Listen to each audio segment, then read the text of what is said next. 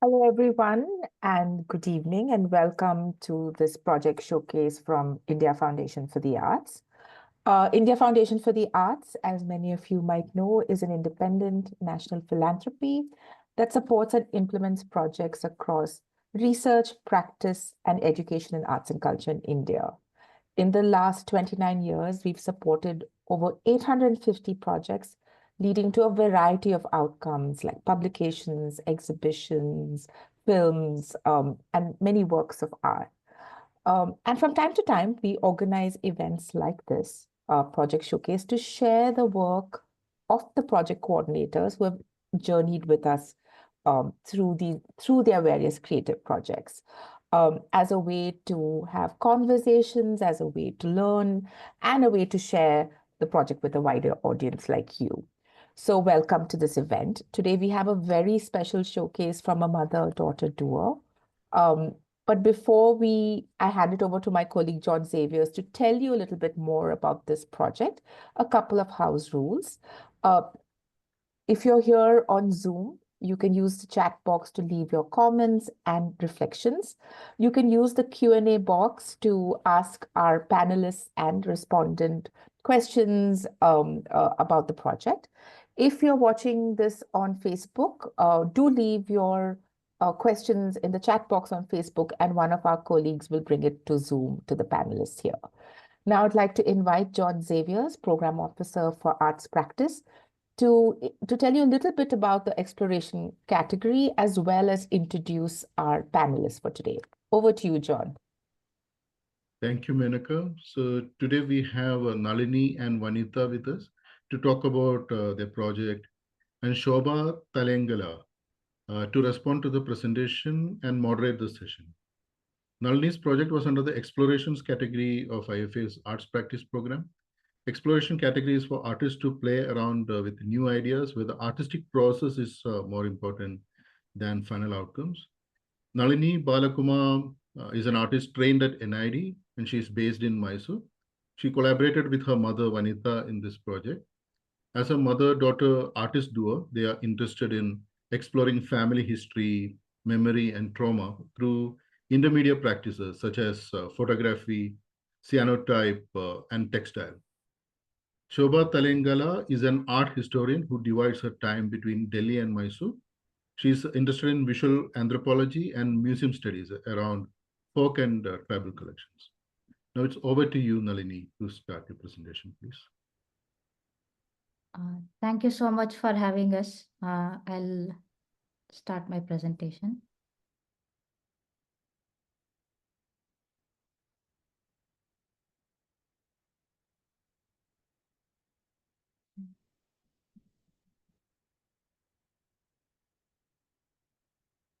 Yes, a second.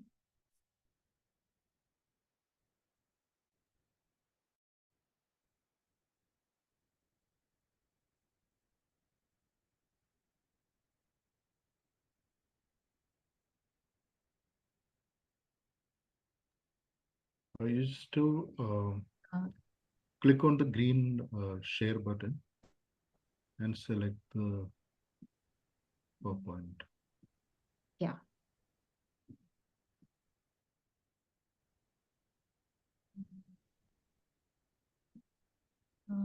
How do I make it full screen?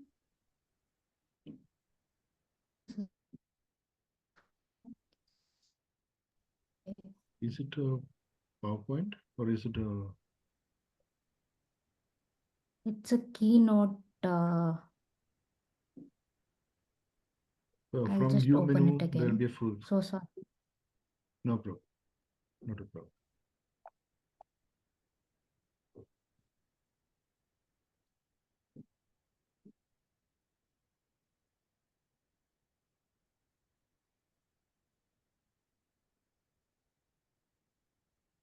Yeah.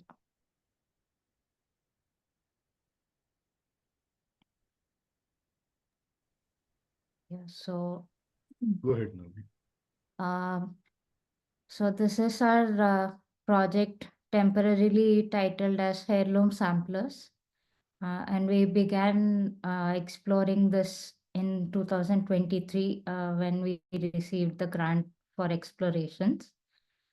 So before I get into the exploration, the work we did for explorations grant, I want to introduce the idea behind the project, where all of this started. So I started working on a project called Why the Tides Ebb and Flow in 2020 for my graduation project at NID. During the project, we started exploring a lot of stories around our lives as Dalit people and our Christian ancestry, the knitting and embroidery parts of how women in our family used these skills as a way of escape, and also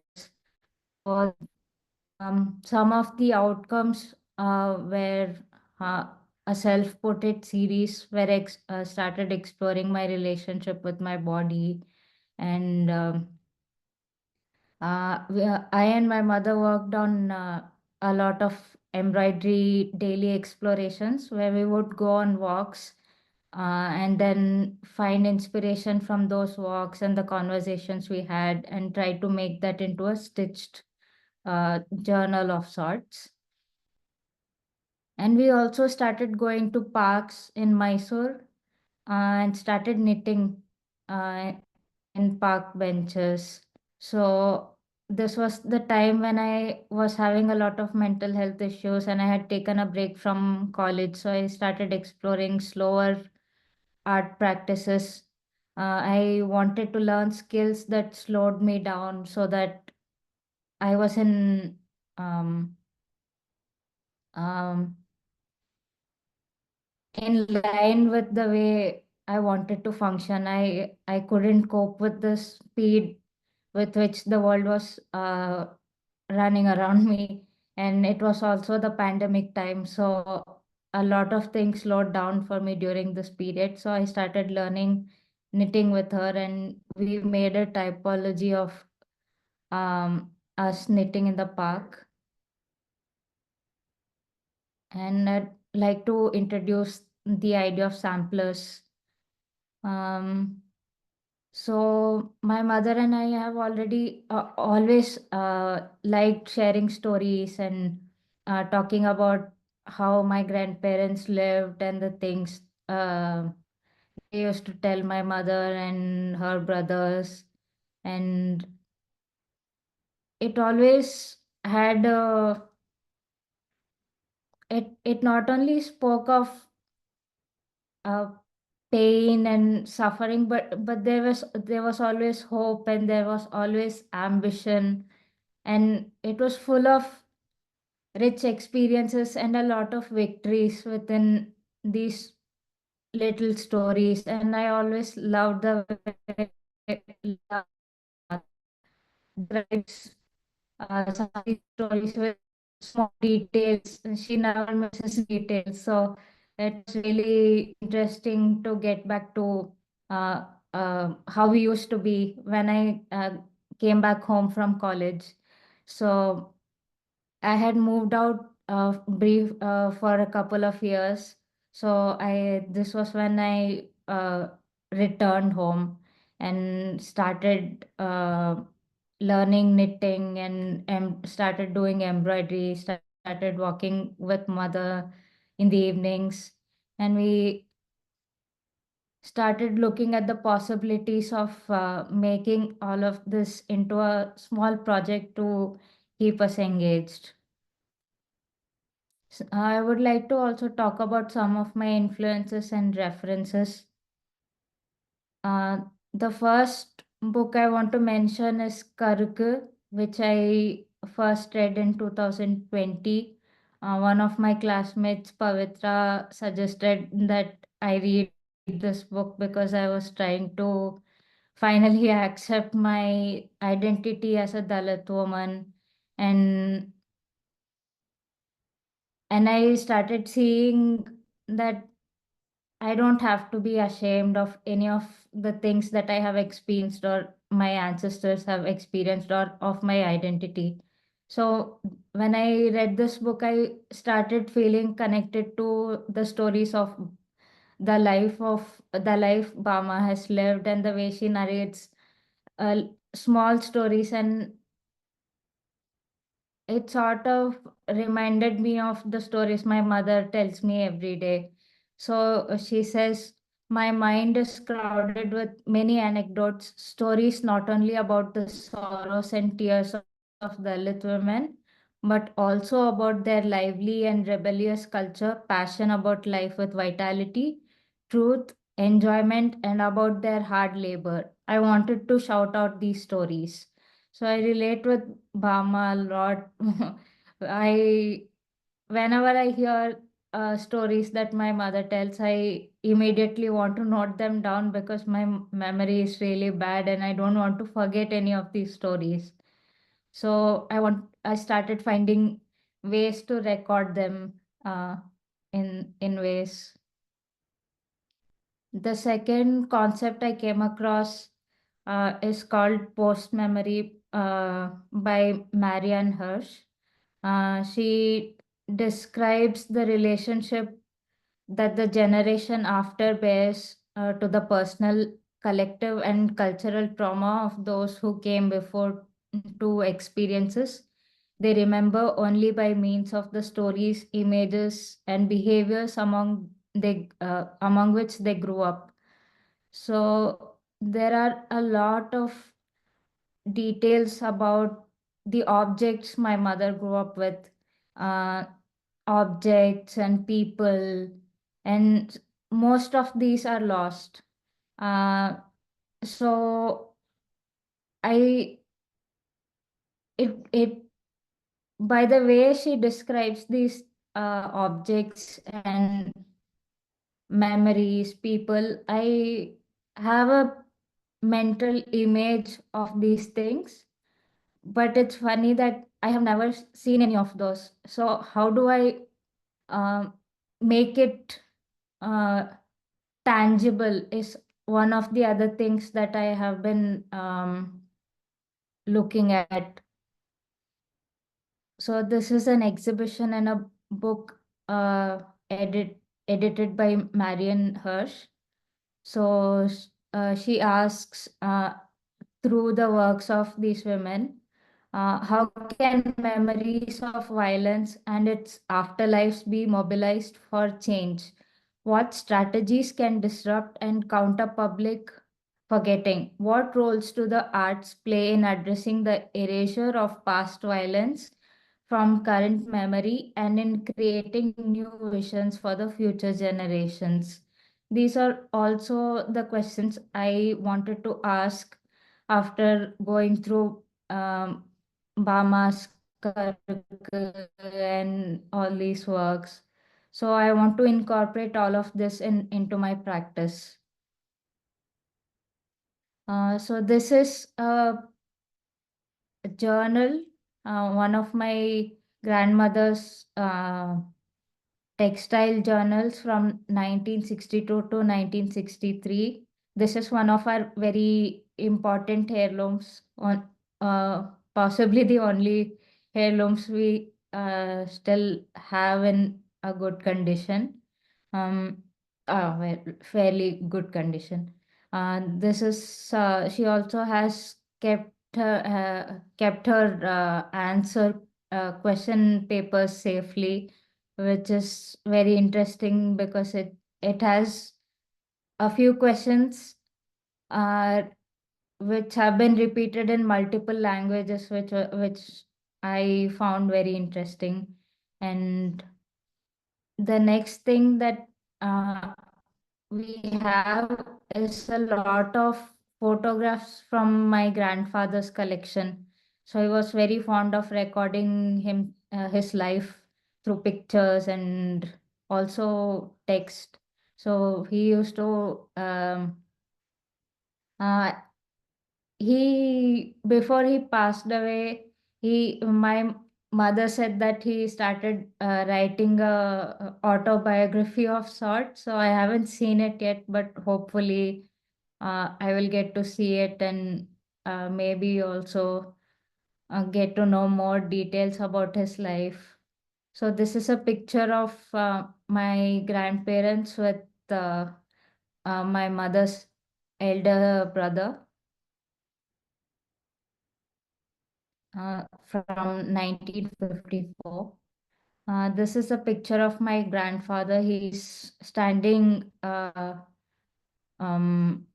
second from right. He's wearing a suit, and he looks very dapper. And I remember seeing this when I was a little kid, and I wanted to find this picture immediately. And I was lucky to find it in my collection. And this is one of the pictures that I always remember when my grandfather is mentioned uh, for multiple reasons, which I will address later in the presentation.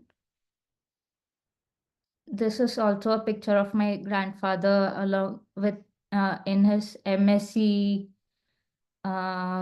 either MSc or MSc Botany. MSc botany class, and he's sitting second from right. And I love the way he's sitting, uh, keeping his legs crossed that way, and the way he has held his head up high. So all these gestures are really important to me. We also took a field trip during the explorations grant period, and I'll go through a few photos that we took of the place where my mother grew up, Madukarai. It's an and there's an ACC cement factory where my grandmother used to work as a teacher in a school.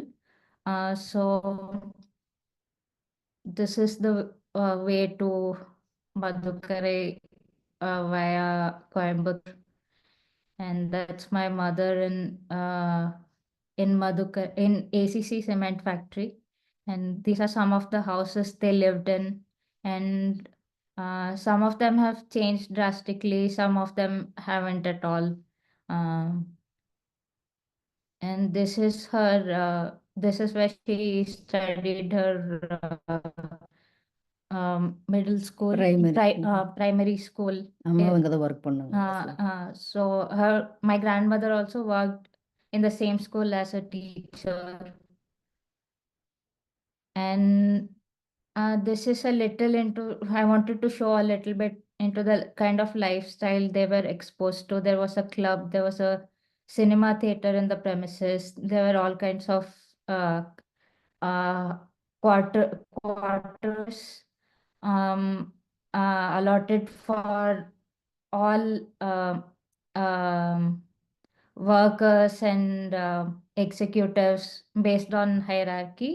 And these were all different kinds of, you could see class division, and you could also see what someone lower in the division would aspire to be. In some of the memories that my mother talks about living in ACC cement factory is that she always used to pass by and AO Bangla, all the welfare officer on the quarters. quarters of Houses. executives and managers, and all the bungalows they used to live in, and aspire to have some that kind of lifestyle. So these are some of the interesting stories I have come across. Coming to the explorations. So I initially started using cyanotypes as I wanted to print cyanotypes on cloth and stitch on them. I'm still figuring out a better way to reproduce the photographs on cloth through cyanotype, but it's a work in progress. So these are some of the initial explorations. So the current exploration that I'm looking into is an artist book with a leaflet kind of a sheets that go into a box. So I want to look at my father's life alone in this book and look at it through his perspective, and while also talking about his family, his relationship with my grandmother, his children, and this is his visiting card. He was a scientist at sugarcane breeding institute in Coimbatore, and I I personally think that it's a big achievement for a man who a small boy from Pollachi to go through a lot of hurdles to reach uh, every achievement that he has achieved and reach the point of getting a doctorate and becoming a scientist. So it's personally a great achievement, and we are really proud of uh, what he has done with his career. So this is my grandfather, K. Sundaresan. This is a passport photo we found of him with a signature on it. And this is how I have I have made simple French knot around this, and we have stuck his photograph in the middle. So most of these pages would have pictures of uh, him and uh, related images, and we are also planning to include um, not just group photos. We are also planning to talk about the kind of places, the land, the space he grew up in, the places he lived and built his life. So this is a map of PN Podur where he built his house. And this is the door number of the house he built is number 1, and it's in Shastri Street. So I've named this piece number 1 Shastri Street. And this is some basic layout which my mother drew and stitched. So these are some of the explorations we are looking at currently. And the text embroidery possible explorations are we are planning to make a few embroidery pieces in the form of an embroidery sampler, which will contain motifs of our motifs of the story and the maybe objects that talk about, or things like that. So the first piece is called Home is a Fleeting Feeling. And these are some of the initial sketches that I made. A little about the piece. So I want to talk about how my mother says that we have moved from a lot of places. We have moved from Pollachi to Madukarai to Coimbatore, and now to Mysore. And my grandfather has traveled to a lot of places. He has worked in a lot of places across India. And somehow we have never felt at home in any of these places. We are always fighting to feel at home. So it it could be experience, it could be people who are I would say are sort of taking away this like very basic home is a feeling at home is a very basic human need, I feel. And somehow we are being denied that as Dalit people. So I wanted to explore that as an embroidery piece. So this is one of the explorations I started making during the grant period. The second one I want to talk about is it's called My Excellence is a Trauma Response. So I want to narrate one small story of how my grandfather how my mother described one of my grandfather's memories of getting beaten by my great grandfather. So he was playing with his friends um, uh, in his town in the farm, and there was a coconut tree, and all of them encouraged him to climb it.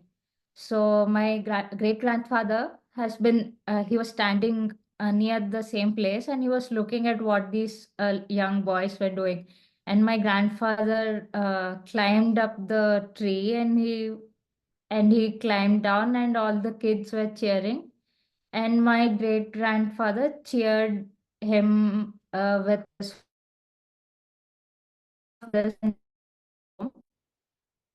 My grandfather, my grandfather read, um, so இதுக்கா நான் உன்னை படிக்க வச்சிட்டு இருக்க கஷ்டப்பட்டு, is this why I am making you School. sending you to school with all the struggles that we're facing? You are supposed to study well and then not live the life I am leading right now. So he did not want his son to become another farmer in a small town. He wanted him to do better, be educated, and then become something big in life. So this is how, like my mother narrates it with much more details and but yeah.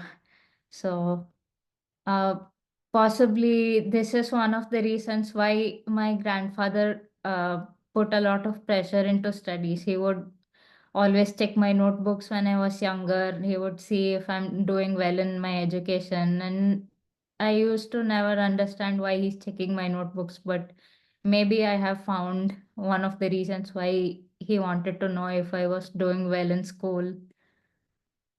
So I think maybe the reason why he strived to become a scientist and uh, do well in his career, become a big name in his field, was because he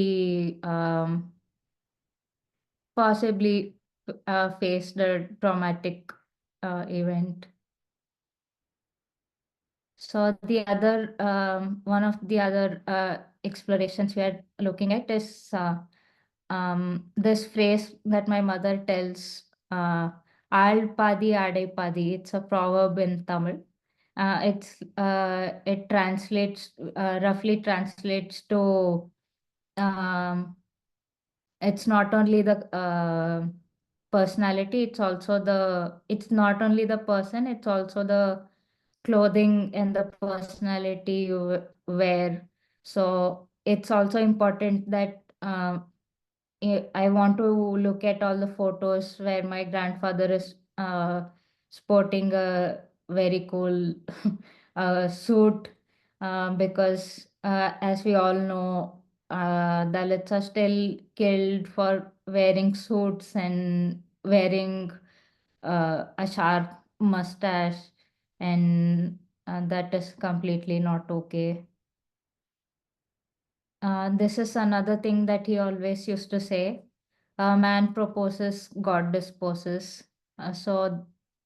Whenever he had big dreams and he had to struggle to reach to the end of it, even if it's unreasonable. Um, this is something that he used to tell himself and soothe himself, I guess. So this is the end of our presentation, and yeah.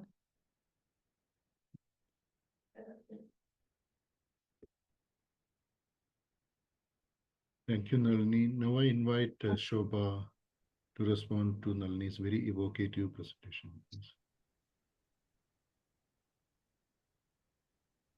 I'm also just engrossed in listening, and it's what I'm struck by is the choices that Nalini makes. She chooses to have a slow practice. As she said, she chose it because she did not want to be hurried, and there was the mental health issue that she was struggling with. And so the choice that she's making, I think that's what strikes me the most. To have the calm center, to have beauty and a stillness. There is a still calm center which is very evident when you see her work.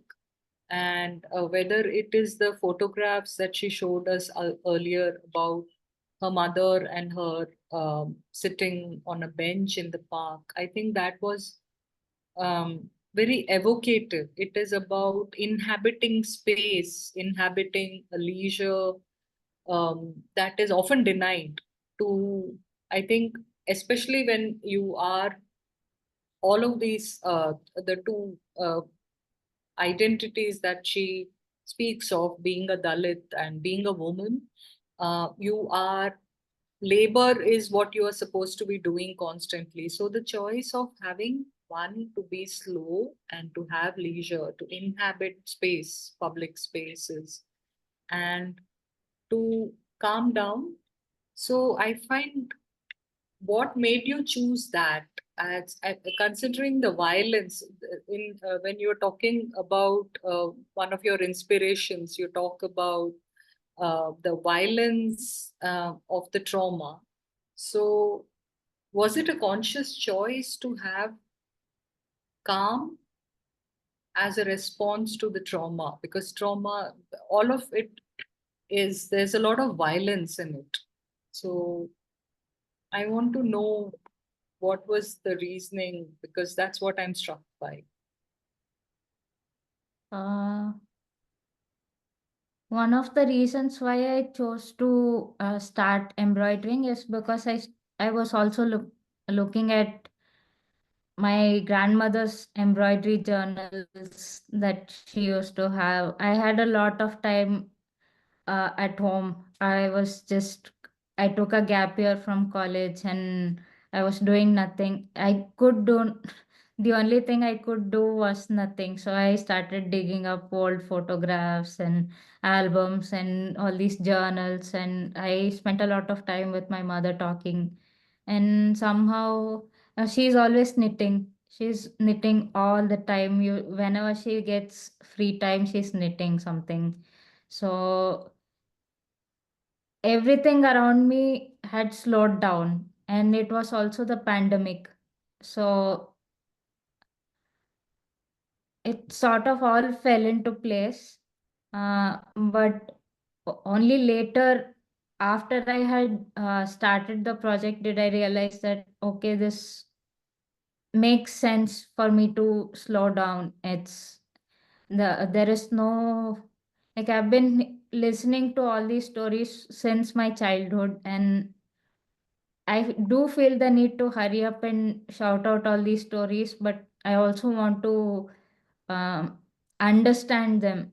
I think I'm still processing a lot of these stories and the meanings, the layers. As I already mentioned in the beginning of the presentation, that I only recently uh, started accepting and understanding identity. So it sort of all came together. Uh, it- and yeah, I hope that answered. I'm not sure if I did a good job, but இல்லை இன்னொன்று இருக்குல்ல, final டெசிடேஷன் அந்த final semester இது முடிக்கணும்னு இருந்தது இல்லை NIT இது. அப்போ அதுக்கு என்ன பண்ணணும்னு தெரியாமல் வந்து டெசிஷன் எடுக்க முடியாமல் இருந்தது இல்லை. பேண்டமிக் டைமில் இதை டாபிக் எடுக்கிறது நல்லா தெரியாமல் இருந்தபோது இப்போ நம்ம இது ரிலேட் பண்ணி நம்ம ட்ரை பண்ணலாம்னு நம்ம பண்ணணும் நம்ம. So also, so yeah, I'll translate what she said. So so during my final year, final few years of the Dissertation work. MDes, so I was looking for works like topics to work on for my graduation project, and because I was already struggling with a lot of things that were issue.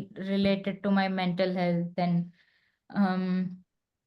this was one of the things that I was already looking into, not as a project, but I wanted to understand this our lives, where I stand, like how do I understand my identity, and there were a lot of things in okay. அவ அந்த கருக்கு book அந்த மாதிரி நிறைய books எல்லாம் படிச்சுட்டு இருந்தா அவள்.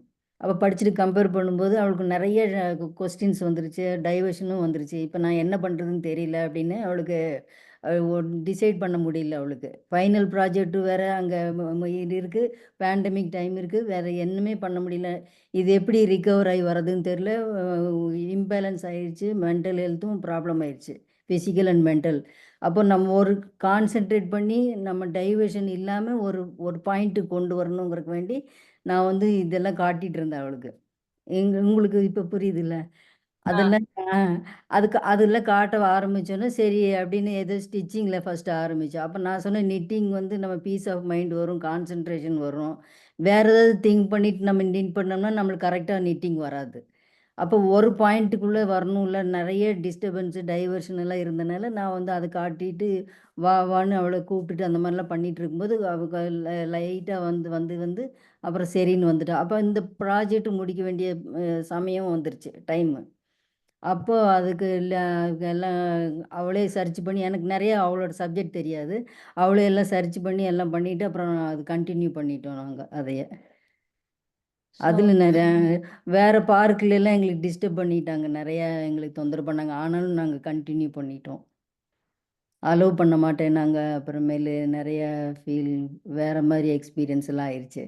பட்டு வீட்டுக்கு முன்னாடி இருந்த பார்க்கில் இந்த டைமில் எங்களுக்கு யாரும் இல்லாதனால எங்களால் அது கம்ப்ளீட் பண்ண முடிஞ்சுது. அது ஒரு கொஸ்டின் மார்க் மாதிரி ஆயிடுச்சு அந்த டைமில். எங்கேயுமே நம்ம ட்ராவல் பண்ண முடியாது, எந்த நம்ம மெட்டீரியல் வாங்கவும் முடியாது, எதுவுமே பண்ண முடியாத டைமில் என்ன பண்ணுறதுன்னு தெரியல.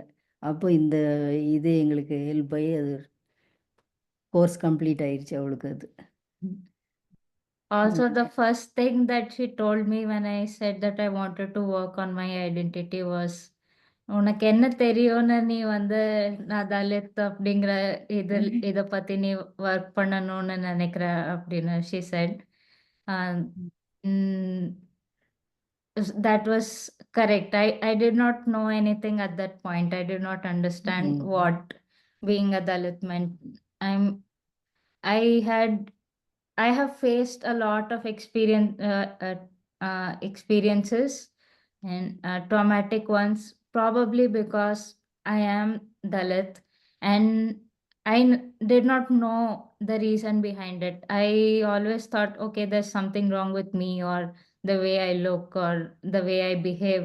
So I started understanding the possible reasons behind these incidents, one by one, through talking with my mother and reading books like Karukku, listening to people from the community, and also people who are from outside the community.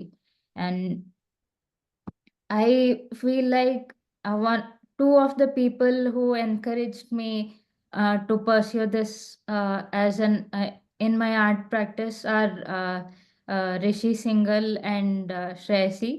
And Shreyasi used to be my roommate in NID, and Rishi Singhal was my discipline lead at NID, and they are both upper caste, and they understand some of the stories I tell them, and they were very curious, and they encouraged me into pursuing something like this. And I feel like I and Shreyasi sort of expanded our understanding around caste through each other's lives. We faced similar discriminations. Like we were we faced a lot of like violence from teachers or peers for different reasons, for opposite reasons. But that somehow made sense in the, like, I could understand how a Savarna woman or a man or a non-binary person would have been affected by certain things that would also affect a Dalit woman. So especially things like beauty and how we are looked at, the uh, binaries of pretty versus ugly, and how we are demonized for either being pretty according to their definition or being called ugly. So these were some of the things that I started to understand uh, through our conversations.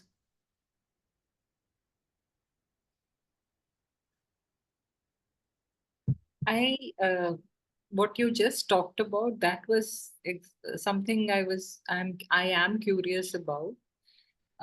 This, as you said yourself in one of your slides, if the personal is political for you and you see your caste position, is it a burden, the representation that you do you see that the politics around representing your identity, do you see that as a burden, or do you think you have some space, you created a space for yourself through your exploration? Like, how does that occur to you? Is it a burden to be considered a representative?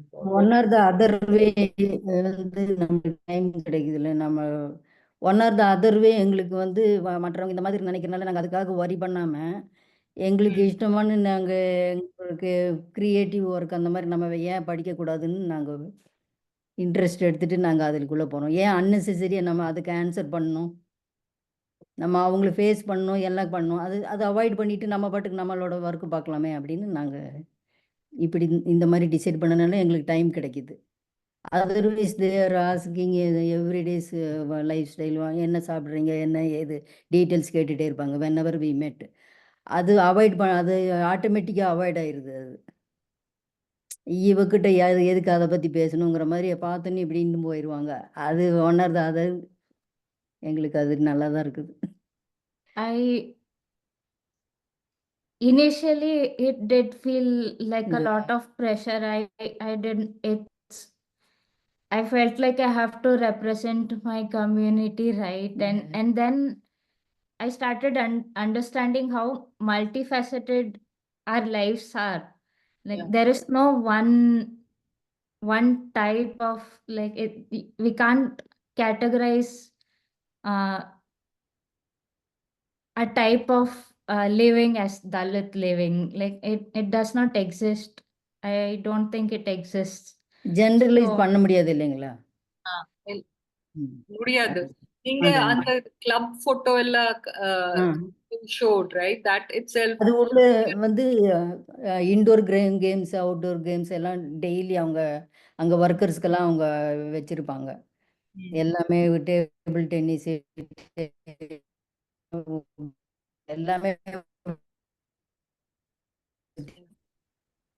I realized a lot of people are in my peers who talk about Dalit lives did not know that this could be another way that Dalits could live. So we were often met with disbelief when we talked about my grandfather. And when my mother used to tell her classmates about her father, they would Yeah. say, Mm. hey, உன்னோட அப்பாலாம் Mm. scientist-ஆ இருக்க முடியுமா? So they don't. அவங்க So, பியூனா இருப்பாங்க ஒருவேளை அதை நீ வந்து இப்படி போய் பேசுற அப்படின்லாம் சொல்லுவாங்க ஸ்கூல் படிக்கும்போது. so I faced a similar thing in my college as well. So in my university, when I gave them my dad's salary certificate, they were like, I don't think your dad can earn this much. So go back and verify. ask, yeah, check and then come back to me. So I was completely shook at that point. But I also understand that maybe we don't talk about our everyday lives enough. So maybe if we start with our everyday lives, we would probably get there. School fees தான் கட்டி எல்லாம் படிக்கிறோம் நாங்கள். Yeah, ஸ்டார்டிங்லேருந்து எங்கள் அப்பாவும் full fees கட்டி தான் படித்தார்.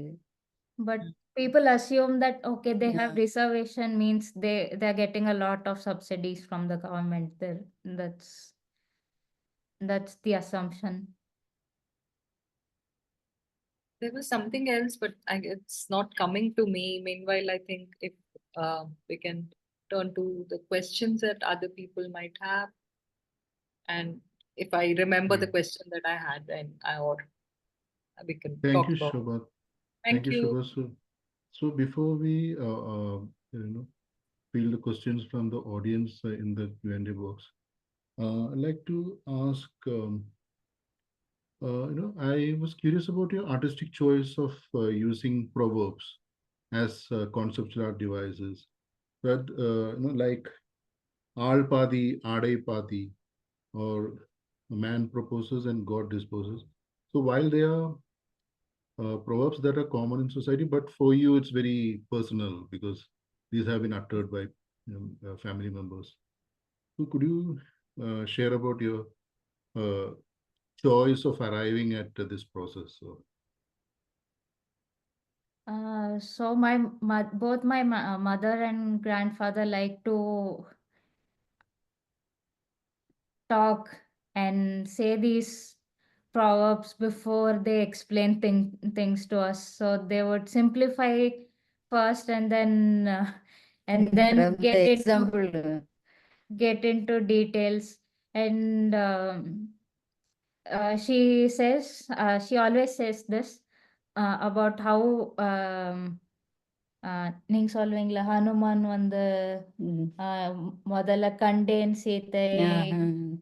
அந்த ராமாயணம் வந்து அனுமர் சீதையை பார்த்துட்டு வந்தபோது ராமர் கேட்பாரு, இல்லை அவங்களே ஃபஸ்ட்டு சொல்லுவார் கண்டேன் அப்படிங்கிற வார்த்தை, ஐ சா அப்படின்னு சொல்கிறாரு. சீதையை பார்த்தேன்னு ஃபஸ்ட்டு அவங்க நேம் மென்ஷன் பண்ணல, பார்த்துட்டேன் சீதையை அப்படின்னு சொல்லுவாங்க.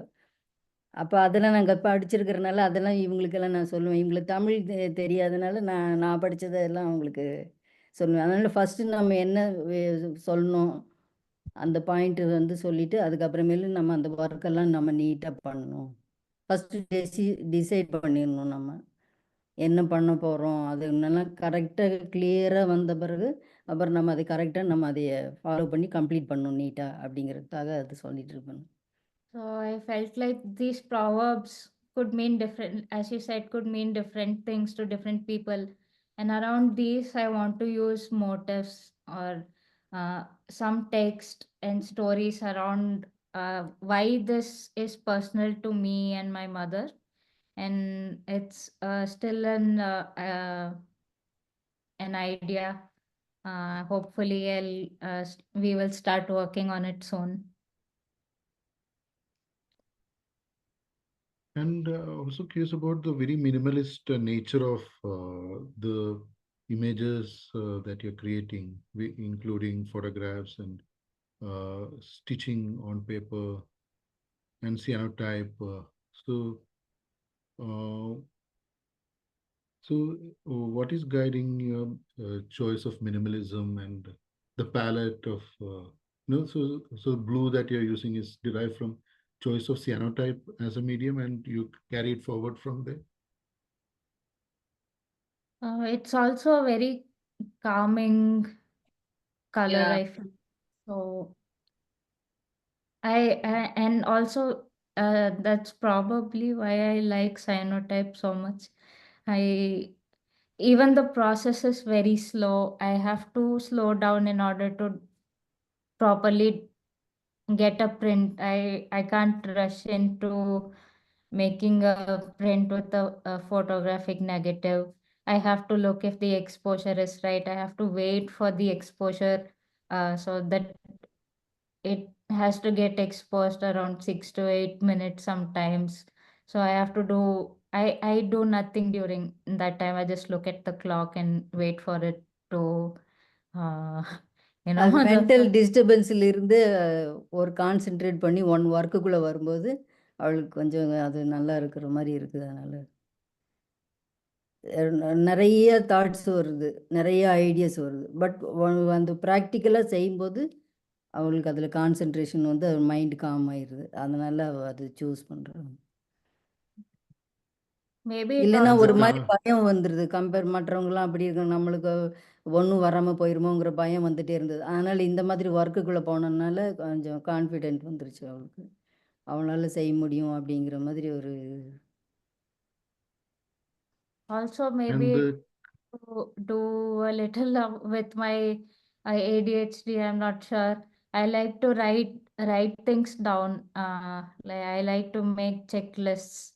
So my there is a lot of clutter in my head already. So I always make a note of things in one word or two words to help me guide through these things. Maybe so that could possibly be one of the reasons why I have chosen this. But yeah, I would definitely want to go and look look into why I chose minimalist.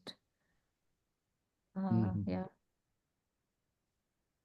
And what you're mentioning as slowness is resonating with what Shobha mentioned as calmness, as a dialectic opposite to trauma. Yeah, such a counter narrative to violence and intergenerational violence and trauma. It's not only the other thing that strikes me is, and Nalini has been explicit when we discuss this about how she is choosing not to monetize her practice, but she is clearly consciously making this as heirlooms to be passed on. So while you are engaging with intergenerational trauma coming from your great grandfather and your grandfather and your mother, you're choosing to pass on your memories and remembrance of those traumas in a very calm, beautiful, minimalist, slow fashion, and you're choosing to keep them as heirlooms for another generation rather than uh, uh, monetizing what you have made and seeing it as a product of your labor, but seeing it more as an heirloom, as a keepsake, an archive. So it's actually an archive of sorts of the recollections and the stories. So I think I think your title was that conscious that is that something you wanted to remind yourself of, that these are heirlooms and that's what they will be, and not art as a practice just to put things on the market. When I initially wanted to expand my work by the tides ebb and flow,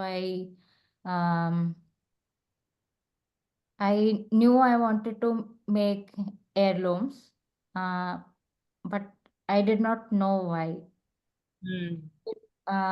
It just felt like the obvious choice. My grandmother made a lot of knitting pieces. I'm sorry, embroidery work. So she studied textile, but she did not monetize any of her work. She completely used that knowledge to make clothes for her family, not even for herself. She made it for others in the family. So my mother also does the same thing. She knits, and she knits for us. Yeah, she knits for the family. She has not made even one small thing for herself. She doesn't have a sweater or a scarf that she has made for herself. It's all for us. So yeah, I think the ideas borrowed from women across time. Like I went through Subversive Stitch, a book by Rosika Parker, if I'm right.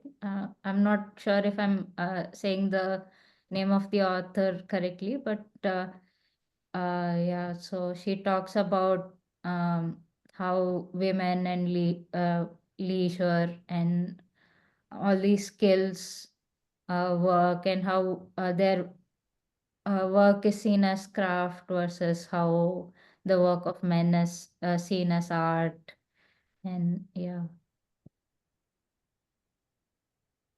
We don't have much time left, so I'm taking question from the audience. In the Q&A box, anonymous attendee is asking, was curious, Nalini, if you have found any of your grandmother's embroidery or craft works, and what has been your personal reaction to seeing that affinity for craft being passed on from generation to generation? Could you repeat the question? So the question is, I was curious if Nalini has found any of your grandmother's embroidery or craft works, and what has been your personal reaction to seeing that affinity for craft being passed on from generation to generation? Okay, so I have my grandmother's journal right on the table with me. So this is her. She made it from scratch. So this is like from front to end, everything, the binding, everything is done by her. And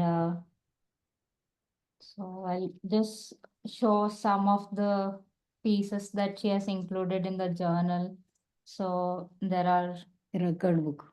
So this was her record book, which she made during her textile studies.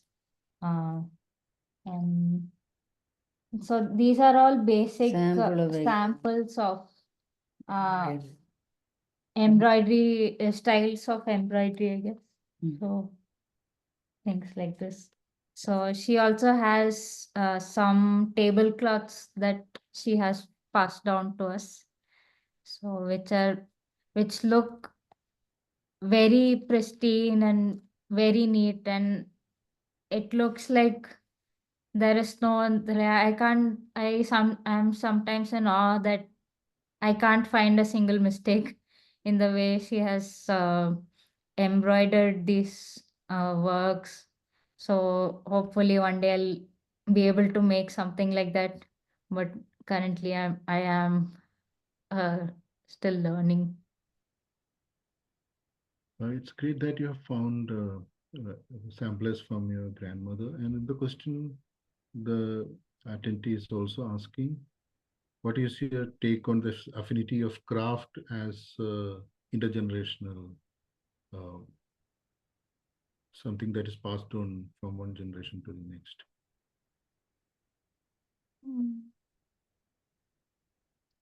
I think I would call it art too. Yeah. That is why I want to exhibit our work, but also keep it with ourselves. I am strong about not wanting to sell them, or I struggle to price my work because I a gallery approached me with my cyanotype work, and they wanted me to um, include the price of the work with the rest of the information. And I struggled a lot. I thought for a bit and I couldn't get myself to price it, and it felt wrong to price it because it's deeply personal, and also I don't know if I wanted to be in someone else's house when the stories I want to tell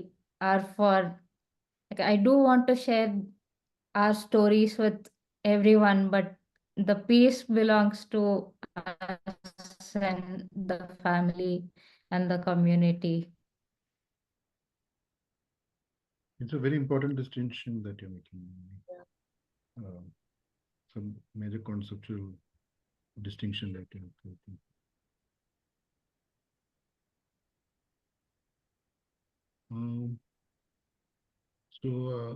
There are no more questions, but there has been a lot of reactions from audience through art science. Nisha Abdullah is saying no questions, but just grateful to have this word so rich in its intention and politics. And meanwhile, our attendees have been constantly engaging with us through a lot of art science. So on that note, I'd like to bring this project showcase to a close. So please join me in thanking Nalini Balakumar and Vanitha for their evocative presentation, and Shobha Talengala for her insights, responses, and moderating this discussion. IFA's next project showcase will be in January 2025. So please follow IFA on social media for the updates. I thank all of you for joining us today. And thank you and have a good night.